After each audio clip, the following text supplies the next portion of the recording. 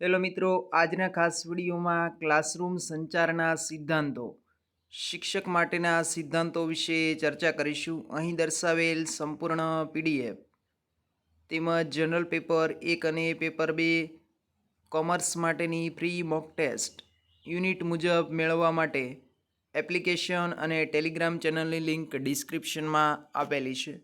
શિક્ષક માટેના સિદ્ધાંતો વિશે ચર્ચા કરીએ તો પહેલો સિદ્ધાંત છે સ્પષ્ટતા.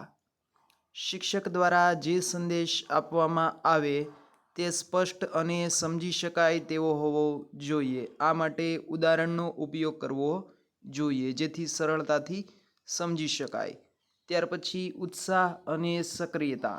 શિક્ષક પોતે ઉત્સાહી રહેવું અને વિદ્યાર્થીઓને પણ સક્રિય રીતે ભાગીદાર બનવા માટે સતત પ્રશ્ન પૂછવા માટે પ્રેરિત કરવા જોઈએ. ત્યારબાદ શિસ્ત પાલન.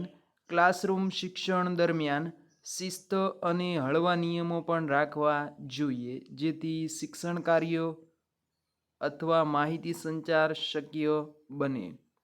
ઇનોવેટિવ પદ્ધતિ.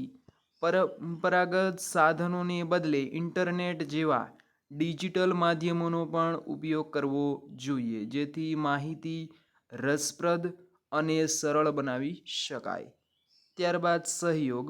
વિદ્યાર્થીઓને અભ્યાસ અને જીવનલક્ષી સમસ્યાનું સમાધાન મેળવવામાં સહયોગ કરવો જોઈએ. અસરકારક પ્રતિસાદ.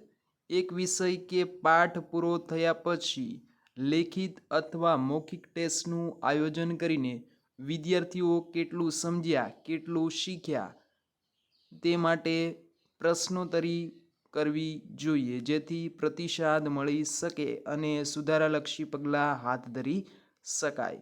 ફરી મળીશું. જય હિન્દ, જય ભારત.